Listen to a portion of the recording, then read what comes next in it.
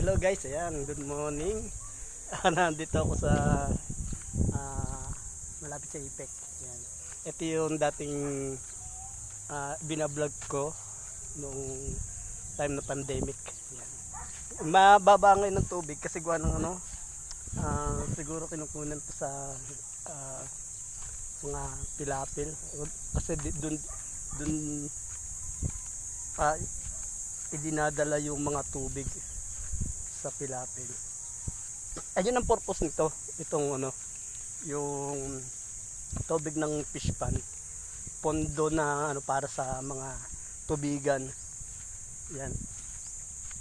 Lumawak na kasi gawa ng na yung mga mga lupa. Parang kinakain ng tubig. So ayan, noong maliliit pa kami, sa bagay kailan ba ako lumaki? Noong maliliit pa kami, dito kami naliligo. Dito kami tatampasaw. Yung tawag doon? Yung mga puno. May mga puno to dati. Yan.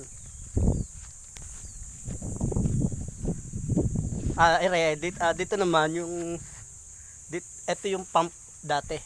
Yan, pump yan. Dito yung pump. Hindi. Ayan. Ito yung pump dati. Ayan.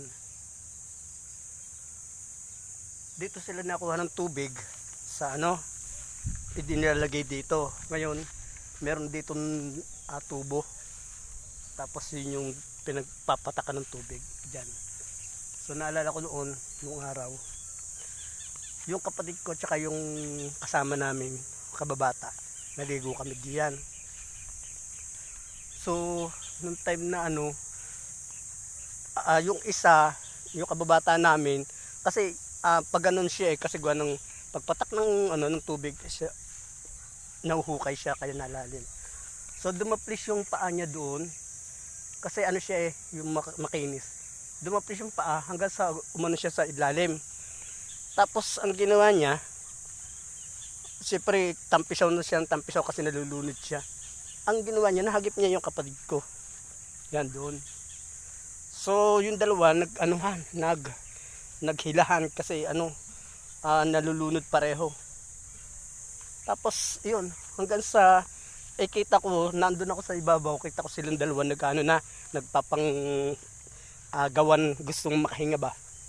Hanggang sa ang ginawa ko, kasi dun sa ilalim doon sa medyo mababaw doon, meron din tubo na nakadikit. Ang ginawa ko, kasi hindi ako nagpahagip sa kanila kasi baka mamaya mahulunod din ako. Pero kung hindi ko sila nasagip, marahil silang pareho, wala na. Yung time na yun. Ayun, hanggang sa lumubog ako, hinanap ko yung pinakabutas. So doon ako humawak. Doon ako humawak sa sa butas na 'yon. Tapos kasi hindi ka pwedeng magmulat kasi madumi yung tubig.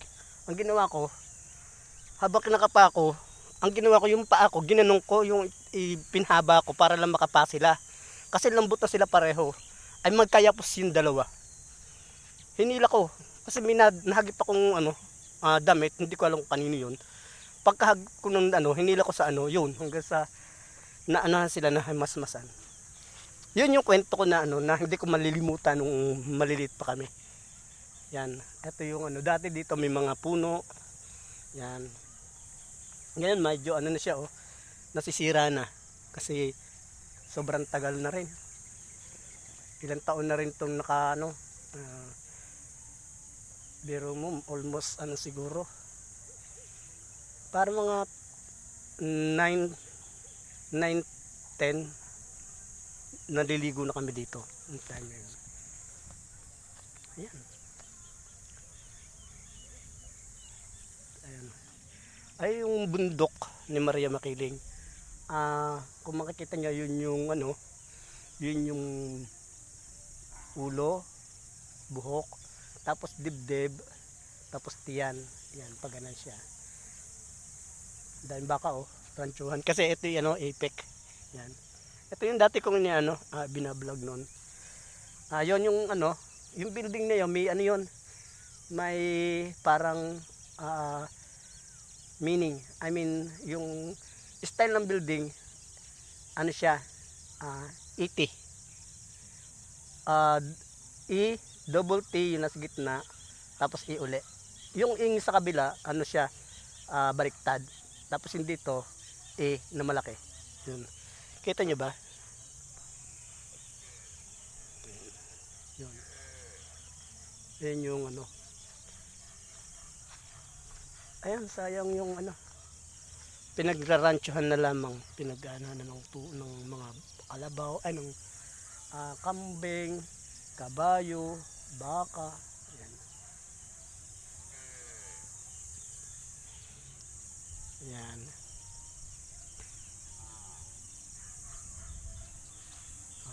Dito, napaka ano ng hangin.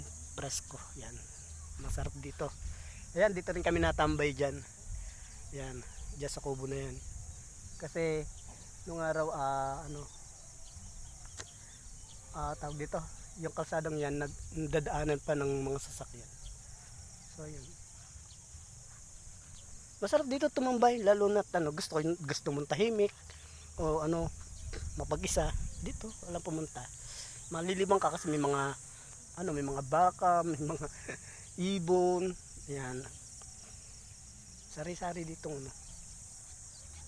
Ito ang lugar namin, Los Baños, Laguna. Tuntungin po to, Los Baños, Laguna. Yan. Thank you for watching. God bless. Have a nice day.